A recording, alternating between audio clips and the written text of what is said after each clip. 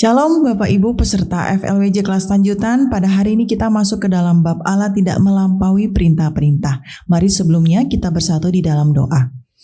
Bapa, terima kasih pada hari ini Kau memberikan kami waktu dan kesempatan untuk kami belajar bersama Bapa untuk mengenal Engkau lebih dalam lagi. Penuhi kami dengan hikmat dan inspirasi daripada Roh Kudus saja Bapa, agar kami dapat mengenal isi hati-Mu. Kami sungguh rindu untuk mengenal Tuhan yang kami sembah lebih dalam lagi, sehingga kami terus bertumbuh dan berakar, sehingga iman kami terus menanjak. Terima kasih Bapa. Dalam nama Tuhan Yesus Kristus kami sudah berdoa dan mengucap syukur. Amin. Allah yang kita sembah adalah Allah yang penuh dengan kasih anugerah, yang memiliki kasih yang melimpah, kasih yang tulus kepada setiap umat manusia. Dengan bukti Dia memberikan satu-satunya anaknya, yaitu Yesus Kristus. Bagaimana pengorbanan anaknya bagi manusia hingga tetes darah terakhir, itulah yang Yesus berikan. Suatu pengorbanan yang siapapun di dunia ini tidak dapat lakukan. Bagaimana mungkin seseorang dapat mengorbankan anaknya sendiri untuk orang lain? Pasti semua orang mengasihi anaknya. Tapi Allah kita sebagai manusia adalah milik kesayangannya. Berarti kita dan anaknya akan menjadi sama di mata Tuhan ketika kita masuk di dalam anaknya. Bagaimana Bapak Ibu kita dapat masuk di dalam anaknya, sehingga kasih Allah kepada anaknya pun kita terima. Ayo kita baca ya, dari Yohanes 12 ayat 44 sampai 50. Tetapi Yesus berseru katanya, "Barang siapa percaya kepadaku, ia bukan percaya kepadaku, tetapi kepada Dia yang telah mengutus aku. Dan barang siapa melihat aku, ia melihat Dia yang telah mengutus aku. Aku telah datang ke dalam dunia sebagai terang, supaya setiap orang yang percaya kepadaku jangan tinggal di dalam kegelapan. Dan jikalau seorang mendengar perkataanku tetapi tidak melakukannya, aku tidak menjadi hakimnya, sebab aku datang bukan untuk menghakimi dunia, melainkan untuk menyelamatkannya. Barang siapa menolak aku dan tidak menerima perkataanku, ia sudah ada hakimnya, yaitu firman yang telah kukatakan. Itulah yang akan menjadi hakimnya pada akhir zaman. Sebab aku berkata-kata bukan dari diriku sendiri, tetapi Bapa yang mengutus aku. Dialah yang akan memerintahkan aku untuk mengatakan apa yang harus aku katakan dan aku sampaikan. Dan aku tahu bahwa perintahnya adalah hidup yang kekal. Jadi apa yang aku katakan, aku menyampaikannya sebagaimana yang difirmankan oleh Bapa kepadaku." Kalau kita perhatikan baik-baik ayat ini, ada suatu pengertian yang cukup dalam, bahwa Yesus melakukan segala sesuatu karena perintah dari Bapanya, dan Yesus taat kepada Bapa. Arti kata taat, Bapak Ibu, berarti ada suatu ketika seseorang taat, dia mengetahui, memahami, maka dia bertindak. Ada seseorang memberi perintah, kemudian orang ini taat. Berarti orang ini memahami perintah tersebut, dan dari diri dia juga ada suatu keinginan untuk menaati perintah, maka terwujudlah suatu tindakan. Jadi Yesus ketika menerima perintah dari Bapa, dia tahu persis apa maksud dan tujuan daripada Bapa, yaitu dia harus berkorban untuk manusia. Maka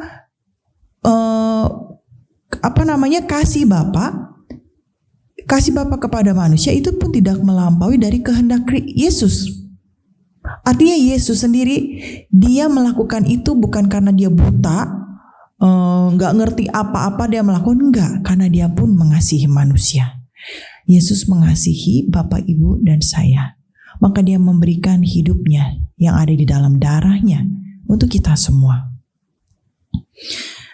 Dan ada satu hal yang ingin dia sampaikan, bahwa perintahnya itu adalah hidup yang kekal. Yesus katakan perintah Bapa adalah hidup yang kekal.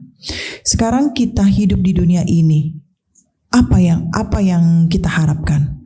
Kita mengharapkan suatu kehidupan yang kekal toh? Karena kita tahu kehidupan bios kita, tubuh kita ada waktunya. Tapi roh kita ini mau dibawa kemana? Dia harus hidup kekal. Maka Yesus katakan perintah Bapa hidup kekal. Mulai saat ini ketika engkau mengetahui bahwa engkau adalah roh, taatilah perintahnya. Itu maksud ayat ini. Perintahnya adalah hidup kekal. Ini adalah rahasia firman yang perlu kita tanamkan dalam kehidupan rohani kita seumur hidup. Bahwa perintah Bapa, perintahnya adalah hidup yang kekal bagi kita. Apapun yang Allah lakukan tidak melampaui perintah-perintahnya. Kalau begitu perintahnya sekarang ini mewarnai kehidupan kita dong. Betul? Betul ya? Perintahnya itu mewarnai, tersebar perintah-perintahnya. Artinya yang kita lakukan ini adalah mengikuti perintah, kita menjalankan perintah. Yang kita lakukan hari demi hari, bulan demi bulan, tahun demi tahun. Apa yang kita lakukan? Hanya satu, taat pada perintahnya. Itu saja. Sampai sini Bapak Ibu, apakah Bapak Ibu paham? Jika Bapak Ibu paham, kita lanjut lagi ke materi selanjutnya. Jadi kita hidup di dunia ini karena kita taat pada perintah Allah. Nah, lalu di mana posisi keselamatan, anugerah dan perintah? Waktu kita menjalankan perintah, waktu kita menjalankan perintah, kita menerima perintah. Perintah ini ada sarana, perintah dari Bapa ini adalah sarana untuk kita dapat menerima anugerah. Dalam perintahnya Bapa seperti banyak doa berkat, kasih anugerah menyertai kamu sekalian. Jadi dalam perintah ini adalah sebagai sarana untuk menyampaikan kasih anugerah. Nah, kasih anugerah inilah yang memberikan suatu keselamatan. Jadi 3 hal ini saling berkaitan. Ketika mendengar perintah Allah, perintahnya itu untuk dapat menyampaikan kasih anugerah. Waktu kita mendengar perintah, kita mendapat kasih anugerah. Waktu kita mendapat kasih anugerah, kita mendapat keselamatan. Jadi ada nggak orang yang bisa bilang, aku sudah mendapat keselamatan, tapi aku tidak mau taat perintah? Kontradiktif sekali ya. Jadi hal ini sama sekali tidak mungkin. Kalau ada orang-orang memiliki kepercayaan bahwa dia sudah diselamatkan tanpa dia harus mengikuti perintah, itu namanya kepercayaan yang membabi buta tanpa arah yang jelas. Karena perintah itu adalah membuat hidup kita, arah tujuan hidup kita jadi jelas, tepat, lurus untuk sampai kepada keselamatan. Nah, kita masuk lagi. Kita baca dulu satu ayat dari Yohanes 12 ayat 47. Apa sih tujuan kedatangan daripada Yesus? Dan jikalau seorang mendengar perkataanku tetapi tidak melakukannya, aku tidak menjadi hakimnya. Sebab aku datang bukan untuk menghakimi dunia, melainkan untuk menyelamatkannya. Jadi sebenarnya kita mengerti Yesus itu bukan suatu hal yang rumit-rumit, yang complicated, yang harus kita sampai harus ada kepintaran tingkat dewa. Enggak ya Bapak Ibu ya. Sebenarnya cuma satu tujuan Yesus ini loh. Apa yang dia katakan? Aku datang bukan untuk menghakimi dunia. Sampai kita berjerih payah, kayaknya kita tuh berat sekali dalam melangkah dalam hidup.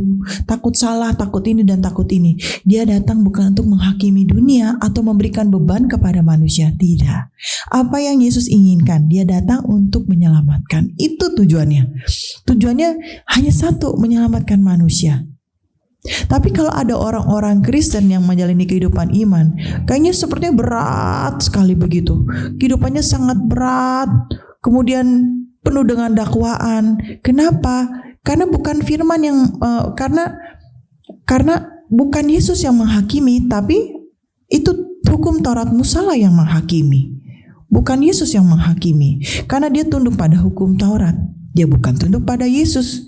Kalau ada orang-orang Kristen yang tunduk pada hukum Taurat, mementingkan aturan-aturan hukum Taurat melebihi daripada Yesus, maka hidupnya akan sangat berat.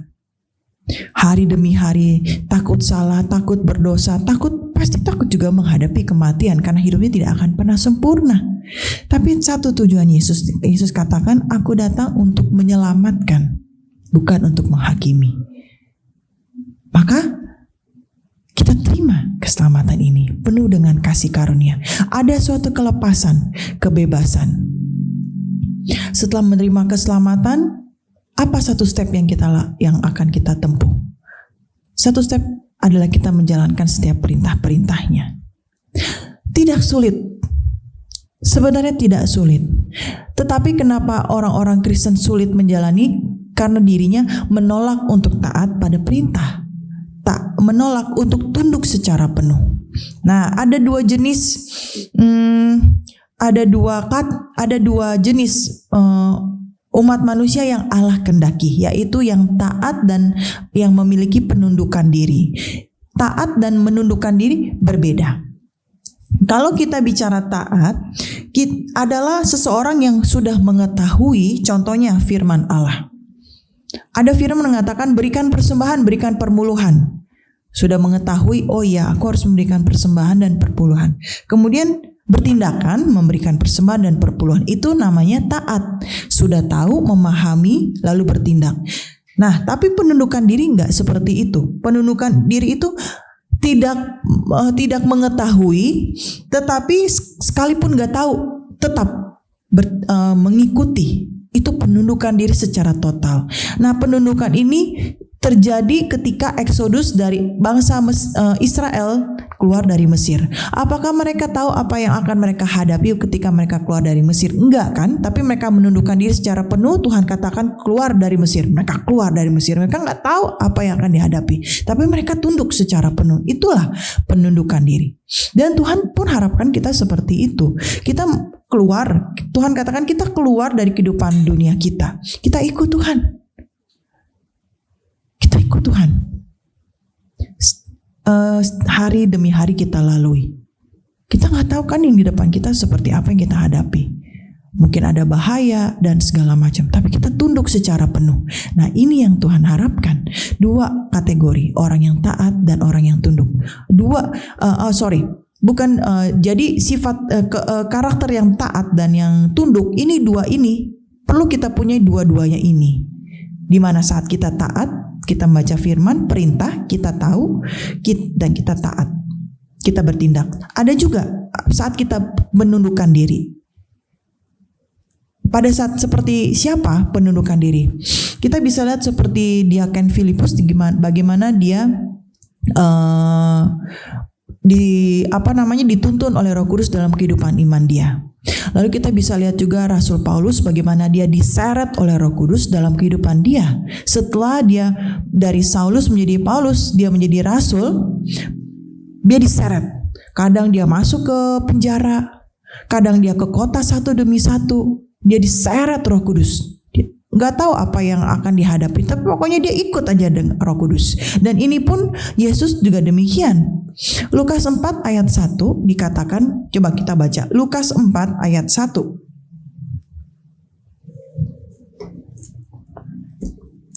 Yesus yang penuh dengan Roh Kudus kembali dari Sungai Yordan, lalu dibawa oleh Roh Kudus ke padang gurun. Yesus yang penuh dengan Roh Kudus kembali dari Sungai Yordan lalu dibawa oleh Roh Kudus. Nah, dibawa ini memiliki bahasa asli, artinya itu dibawa itu dipimpin oleh Roh Kudus. Nah, dipimpin itu sebenarnya memiliki kata arti penundukan secara total, penyerahan diri secara total, dibawa ke padang gurun. Yesus nggak tahu ada apa di padang gurun, tapi dia dibawa, diseret Roh Kudus, dan Yesus mengikuti. Bagaimana dengan kehidupan iman kita? Waktu kita menghadapi perintah Yesus, kita diseret Roh Kudus, apakah kita mengalami penundukan diri? Apakah mengalami penundukan diri? Atau kita banyak meronta-ronta, menentang, atau kita mengernyitkan dahi akan perintah-perintah Tuhan? Yuk kita baca. Ada kategori orang yang kurang percaya pada perintah Yesus. Ini kategori yang seperti apa? Ada di ayat Matius 4 ayat 7. Yesus berkata kepadanya, Ada pula tertulis, janganlah engkau mencobai Tuhan Allahmu. Nah, apa kata Yesus? Jangan mencobai Tuhan Allahmu. Orang yang mencobai Tuhan itu orang yang menentang dan mempertanyakan perintah Allah. Waktu ada perintah dari Tuhan, dia mempertanyakan, betul enggak? Curiga. Ada terbersit untuk menentang. Dia ini mencobai Tuhan. Dia belum menundukkan diri secara penuh. Maka untuk kita dapat memiliki ketaatan dan kita memiliki penundukan diri secara penuh, kita perlu apa, Bapak Ibu? Kita perlu dicap oleh Kristus, dimeteraikan oleh Roh Kudus. Ada cap di dalam roh jiwa Bapak Ibu. Cap Kristus, dimeteraikan oleh Roh Kudus. Ini milikku, ini milik Kristus. Waktu ada cap itu, sejak dimeteraikan Roh Kudus, maka kita memberikan diri kita untuk diseret Roh Kudus. Seperti apa? Seperti kalau kita lihat zaman dulu ada budak-budak yang waktu dia dicap, atau kita lihat binatang ya. Binatang ada tandanya kan, kalau dia itu dicap di pahanya begitu, ada kode dia itu jenis ras ini, dia jenis ras ini, itu cap itu nggak bisa hilang tuh. Terus dia menjadi milik daripada, ada majikan atas anjing, biasanya anjing gitu ya, ada sertifikatnya. Nah, pemiliknya akan selalu memegang sertifikat daripada binatang ini. Terus juga ada di zaman dulu itu suka dicap gitu, ada orang tuh dicap. Nah, ini ada yang budak-budak dicap, artinya udah menjadi milik, dimeteraikan, gak bisa berubah-berubah kepemilikan lagi, kecuali diperjualbelikan. Jadi budak ini sejak dia menjadi budak, dia udah gak punya hidupnya lagi. Dibawa tuannya ke sini dia pergi, dibawa ke sini dia pergi. Seperti itulah hidup seorang budak. Kita, Bapak Ibu, adalah budak dari Allah. Kita adalah budak dari Allah. Lalu adakah Bapak Ibu terpikir, apa aku hanya budak? Ya, kita budak dari Allah. Kita siap dibawa kemanapun kita. Kita sudah dibeli dengan darah Yesus, dicap Kristus, dimeteraikan oleh Roh Kudus. Sejak itu kita adalah budak dari Allah. Tuhan katakan pergi ke sini, kita pergi. Perintahnya seperti ini, kita jalani. Hanya pertanyaannya, sudahkah Bapak Ibu saudara-saudari terkasih sudah dimeteraikan, dicap oleh Roh Kudus? Sudahkah menerima Roh Kudus? Jika belum menerima Roh Kudus, tentu saja kehidupannya belum menjadi milik Kristus. Maka seringkali mau hidup dengan caranya sendiri, hidup semau-maunya, hidup semau gue begitu. Gak mau dikekang, gak mau diikat oleh firman Tuhan dan perintah segala macam kehidupan rohani, berarti belum dimeteraikan Roh Kudus. Tapi hari ini Bapak Ibu yang belum menerima Roh Kudus, Bapak Ibu, waktu tidak menunggu. Bagaimanapun Tuhan hanya melihat mereka yang memiliki cap anaknya, memiliki cap Kristus. Itulah yang mendapat hak dan bagian dalam kerajaan sorga. Once kita dicap, kita siap untuk menjadi budak yang diseret. Seperti itulah kehidupan kita. Bapak Ibu, tadi saya berbicara tentang budak yang diseret ke sini dan ke situ.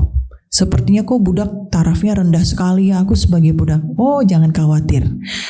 Kita pun menjadi budak seperti seorang anak. Ketika berbicara tugas, kita seperti budak Allah. Tunduk secara total. Disuruh apa, tugas ini, tugas itu, kita diseret.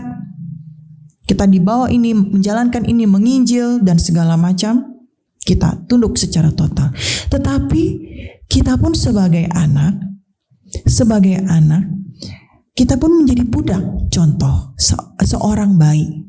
Buat ibu-ibu yang memiliki seorang bayi, waktu melahirkan bayi ini sebenarnya menjadi budak kasih seorang ibu. Contoh, kita bilang ini saatnya kamu minum susu ya. Apakah bayi bisa bilang nggak mau? Nggak bisa dong seorang ibu. No, ini saatnya untuk minum ASI begitu. Mau dia nangis terus dipaksa supaya dia bisa minum. Lalu ini saatnya untuk tidur. Wah, ini sudah waktunya tidur. Bayi harus tidur minimal 14 sampai 15 jam. Saatnya tidur kita akan terus kita paksa supaya bisa tidur gitu. Ini saatnya tidur begitu. Saatnya digendong dia pun menjadi budak dari kasih ibu. Saatnya digendong dia pun harus mau digendong. Begitu kan? Apakah bayi bisa bilang nggak mau, aku mau main? Mana bisa. Dia menjadi budak kasih seorang ibu. Tapi apakah ibunya jahat? Enggak, begitu mengasihi bayi. Begitu mengasihi bayi ini sehingga saatnya tidur dia harus tidur. Saatnya dia minum susu dia harus minum susu. Saatnya dia digendong dia harus digendong. Saatnya dia mandi dia harus mandi. Saatnya berpakaian dia harus berpakaian. Demikian bayi menjadi budak kasih seorang ibu. Demikian juga dengan kita. Ketika kita menjadi anak-anak Allah, kita menjadi budak dari kasih Allah kepada kita. Demikian kita menjadi budak kasih Allah. Ada saatnya Allah memberikan berkat kepada kita. Ada saatnya Allah memberikan kita kuasa untuk mengusir roh-roh kotor. Dia memberikan kita kuasa dan itulah saatnya kita mengusir roh-roh kotor. Demikian Allah mengasihi kita, memberikan banyak memberikan kita tuntunan, kasih sayang, kuasa, selain kuasa, wibawa, seperti itu. Itulah kita sebagai seorang anak, dilimpahi dengan berbagai macam dari kasih sayang, kuasa, karunia-karunia, talenta-talenta. Demikian Allah mengasihi kita. Pada saat berbicara tugas, kita memiliki penundukan diri secara penuh, diseret oleh Roh Kudus kemanapun. Bapak Ibu, kehidupan yang seperti ini, kehidupan yang diseret Roh Kudus, yang taat perintah Tuhan, itu adalah kehidupan yang indah, Bapak Ibu. Yang menyeret adalah Roh yang kudus. Yang memberikan kasih sayang adalah Allah. Lalu apakah ada ketidakpercayaan dalam diri kita? Ada. Apakah seorang bayi mungkin nggak percaya sama ibunya? Nggak mungkin. Bahkan dia nggak bisa lepas dari ibunya. Bagaimana dia bisa lepas dari ibunya? Lepas dari susu, kasih sayang? Nggak bisa. Begitu inginnya, rindunya bayi ini untuk selalu dekat dengan ibu. Demikian juga kita yang selalu rindu untuk dekat kepada Bapa. Kita memiliki kepercayaan penuh. Memiliki kepercayaan penuh itulah yang membuat kita bisa taat dan kita tunduk pada Tuhan secara total. Ya. Hal ini sangat penting untuk kita semua pahami. Untuk Bapak Ibu semua yang hari ini mendengar pengajaran ini, kali ini bab ini juga ya dari buku ini sangat sederhana. Sangat sederhana, tapi memiliki pengertian yang menjadi fundamental dalam kehidupan iman kita. Percayalah pada Yesus dengan sungguh-sungguh. Ketika kita percaya, kita bisa taat dan kita bisa tunduk diri secara total. Mungkin kalau Bapak Ibu saudara-saudari terkasih belum bisa tunduk atau taat, mungkin engkau belum percaya bahwa Tuhan itu ada, bahwa Allah itu penuh kasih. Maka engkau bisa ragu dalam kehidupanmu. Aku gimana ya masa depanku? Kedepannya bagaimana ya? Saya bicara sedikit tentang kehidupan iman saya. Jujur aja saya jarang ragu gitu ya. Jarang ragu. Saya ingat kapan saya ragu kalau Tuhan gak pelihara saya. Jarang sekali. Jarang. Kalau saya bilang gak pernah, nanti kayaknya terlalu naif gitu ya. Tapi jarang sekali saya gak percaya. Akan apa yang saya makan, akan apa masa depan saya jarang sekali. Tapi lucunya, tapi puji Tuhan ya, selalu pertolongan Tuhan itu nyata. Ketika udah di posisi yang lembah kekelaman, ada pertolongan Tuhan. Seperti janji firman Tuhan tidak akan membiarkan kita jatuh tergeletak. Semua pertolongan Tuhan itu nyata. Kuasa dan tanda-tanda heran terjadi. Itu bukan cerita zaman 2000 tahun yang lalu, di mana orang kusta disembuhkan, orang buta melihat, lumpuh berjalan, yang demam sembuh, yang mati dibangkitkan. Itu bukan cerita zaman dulu, Bapak Ibu. Pada zaman ini itu bisa terjadi dalam kehidupan siapa? Dalam kehidupan kita. Itu bisa terjadi. Bapak Ibu percaya? Kalau Bapak Ibu sekarang percaya, maka kuasa dan tanda-tanda heran itu akan dinyatakan dalam kehidupan Bapak Ibu dan saudara-saudari. Demikian firman Tuhan pada hari ini. Mari kita tutup di dalam doa. Kiranya dapat menguatkan kehidupan iman Bapak Ibu. Apapun yang sedang dihadapi, jangan pernah mundur, maju terus, dan bersandar penuh pada Roh Kudus. Hanya saya ingatkan, kalau yang sampai sekarang ini belum menerima Roh Kudus, segera memberi diri dibaptis dan menerima Roh Kudus. Kita sudah masuk pelajaran keberapa ini? Sudah masuk kelas lanjutan. Saya harap nggak ada yang belum dibaptis atau menerima Roh Kudus. Oke, ya, mari kita tutup di dalam doa. Bapa, terima kasih pada hari ini. Kami sungguh mengucap syukur, menaikkan syukur atas firman-Mu bagi kami semua. Kiranya dalam kehidupan iman kami selalu taat dan menyerahkan diri secara total. Kami ingin dikuasai oleh Roh Kudus. Perintahkan bibir kami, roh jiwa kami, kepribadian kami, karakter kami, pikiran kami, perasaan kami, sehingga serupa dengan Kristus. Kuasailah hidup kami, Bapa. Kami sungguh rindu untuk hidup dan tinggal di dalam kasih-Mu. Dan mulai saat ini, kami secara total dan dengan penuh kami menyerahkan hidup kami, mendedikasikan diri kami tanpa keraguan. Kiranya hanya Engkau saja yang melihat hati kami yang begitu rindu untuk senantiasa hidup di dalam perintah-Mu. Terima kasih Bapa. Di dalam nama Tuhan Yesus Kristus kami sudah berdoa dan mengucap syukur. Amin. Demikian firman Tuhan pada hari ini. Kita akan ketemu lagi minggu depan. Semuanya ikut lagi ya seminar di Pontianak. Nanti kita mulai belajar lagi 2 minggu lagi. Oke, salam Beria, marilah kita kembali kepada Alkitab. Sarange.